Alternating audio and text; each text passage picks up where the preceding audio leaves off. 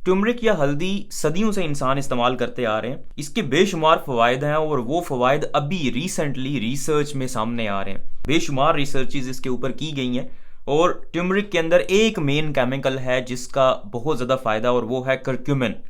Curcumin एक ऐसा chemical है, एक ऐसा न्यूट्रिएंट है इसके अंदर जिसके बेतहाशा फ़वाइद हैं और मुख्तलिफ तरह के डाइवर्स फ़वाइद हैं।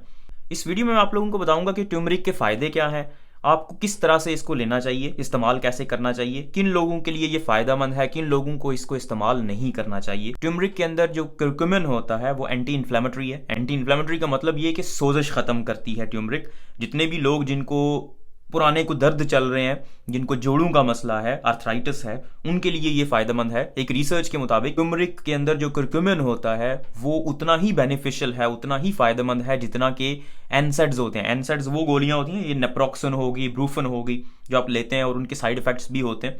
तो उनकी निस्बत इसके 12% साइड इफ़ेक्ट्स कम हैं और ये इफ़ेक्टिव भी उतना ही है जितना कि नेप्रोक्सन और बाकी जो स्ट्रॉन्ग पेन किलर्स होते हैं, एनसेड्स होते हैं, उनके इक्वल ही ये भी इफेक्टिव है, लेकिन इसके साइड इफेक्ट्स कम है। दूसरे नंबर पे जो करक्यूमिन का फ़ायदा मुझे नज़र आया है, जो मुझे बहुत पसंद है और मुझे लगता है कि इसके ऊपर मज़ीद रिसर्च होनी चाहिए और इसको लेके आना चाहिए इस्तेमाल में शुगर के पेशेंट्स के लिए। इंसुलिन रेजिस्टेंस को करक्यूमिन कम करता है। रिसेंटली रिसर्च हुई है जिसके मुताबिक करक्यूमिन इंसुलिन रेजिस्टेंस को कम कर देता है।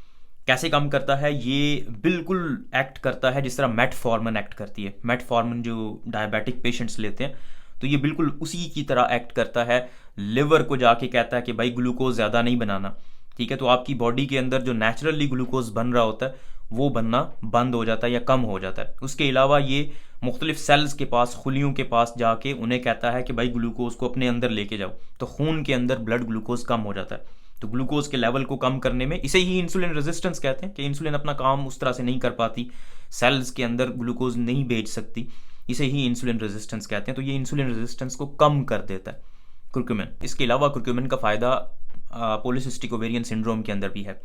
वो ख़वातीन जो प्रेग्नेंट नहीं हो पा रही सिर्फ इस वजह से कि उनमें इंसुलिन रेजिस्टेंस है, मोटापा है, फैट है, हार्मोनल चेंजेस हैं, उनके अंदर इसका एक पॉजिटिव रोल है, क्योंकि ये इंसुलिन रेजिस्टेंस को कम करता है, फैट को कम करता है। तो उसकी वजह से आपका जो PCOS होता है, पॉलीसिस्टिक ओवेरियन सिंड्रोम, उसकी सिम्टम्स में कमी आती है और आप इम्प्रूव हो जाते हैं। एक रिसर्च के मुताबिक ट्यूमरिक को अगर मेटफॉर्मिन के साथ मिला के यूज़ किया जाए, ट्यूमरिक और मेटफॉर्मिन, तो इसके फ़ायदे डबल हो जाते हैं। आपका कोलेस्ट्रॉल भी बहुत ज़्यादा कम हो जाता है और साथ में आपकी इंसुलिन रेजिस्टेंस भी कम हो जाती है। तो दो फ़ायदे आपको हो जाते हैं अगर आप ट्यूमरिक को मिला देते हैं मेटफॉर्मिन के साथ। मार्च 2022 में एक रिसर्च की गई जिसके मुताबिक करक्यूमिन आपके फास्टिंग ब्लड ग्लूकोज को भी कम कर देता है। मतलब एक तो ग्लूकोज होता है जो आप खाना खाते हैं उसके बाद ज़्यादा हो जाता है, एक होता है फास्टिंग ब्लड ग्लूकोज, मतलब आपने कुछ भी नहीं खाया हुआ फिर भी आपका ग्लूकोज लेवल ज़्यादा है। तो टर्मरिक या करक्यूमिन आपके फास्टिंग ब्लड ग्लूकोज को कम कर देता है और ये HbA1c को भी कम कर देता है। HbA1c आप लोगों को ऑलरेडी पता है, मैंने एक वीडियो बनाई हुई है HbA1c पे, यूट्यूब पे मौजूद है, you can click on the link. तो HbA1c को भी कम कर देता है, जो कि शुगर के पेशेंट्स के लिए एक तोहफा है। अब क्वेश्चन ये है कि करक्यूमिन अगर इतना ही फ़ायदेमंद है तो इसको इस्तेमाल क्यों नहीं करते लोग?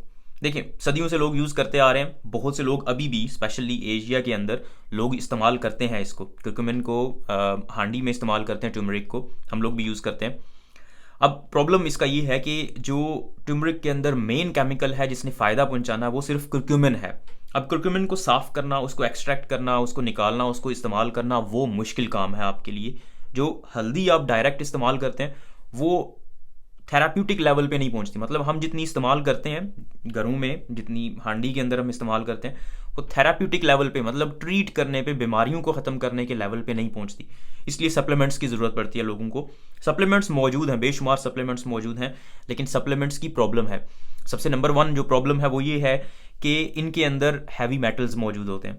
जितने भी सप्लीमेंट्स होते हैं, मोस्ट ऑफ द सप्लीमेंट्स, कुछ हैं जो अप्रूव्ड हैं जिनके अंदर हैवी मेटल्स नहीं है, लेकिन ज़्यादातर सप्लीमेंट्स ऐसे हैं जिनके अंदर हैवी मेटल्स मौजूद हैं जो टॉक्सिसिटी कर देते हैं, जो आपको फ़ायदा पहुंचाने की बजाय नुकसान पहुंचा देते हैं।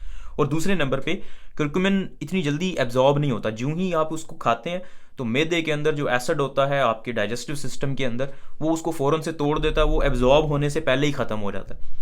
इसलिए अक्सर सप्लीमेंट्स आप देखेंगे वो ब्लैक पेपर का एक एक्सट्रैक्ट होता है, काली मिर्च जो है उसका एक एक्सट्रैक्ट होता है, पेपरीन उसको कहते हैं।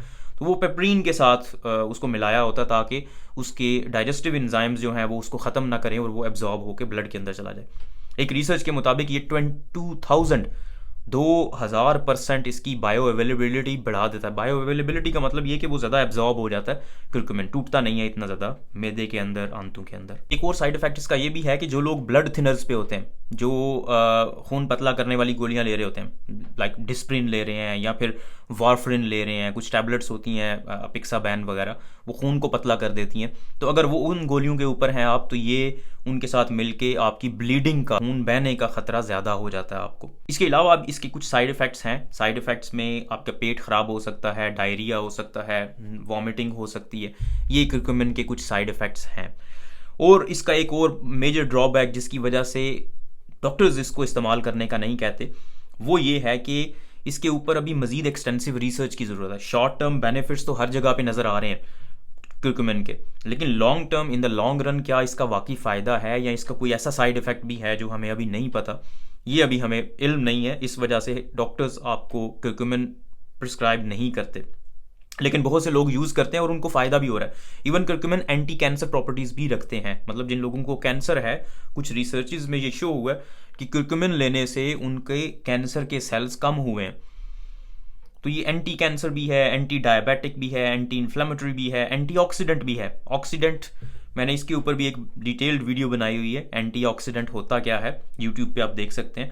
तो ये एंटीऑक्सीडेंट है, आपकी बॉडी में ऑक्सीडेटिव स्ट्रेस को कम करता है, जो कि आपके लिए बहुत फ़ायदेमंद चीज़ है। आपके लिए न्यूरो प्रोटेक्टिव भी होता है। यस, कुर्कुमिन न्यूरो प्रोटेक्टिव भी होता है आपके लिए। न्यूरो प्रोटेक्टिव का मतलब ये है कि आपके आसाब को, आपकी नर्व्स को ये प्रोटेक्ट करता है। तो ये सारे इसके फ़वाइद हैं। लेकिन फिर भी अगर आप लोगों ने सप्लीमेंट्स लेने ही हैं, if you really want to take the supplements, तो मेक श्योर कि जिस भी कंट्री के अंदर हैं आप, वहाँ की जो अप्रूव्ड बॉडी है उसी से आप सप्लीमेंट्स लें, अप्रूव्ड मैन्युफैक्चरर्स से।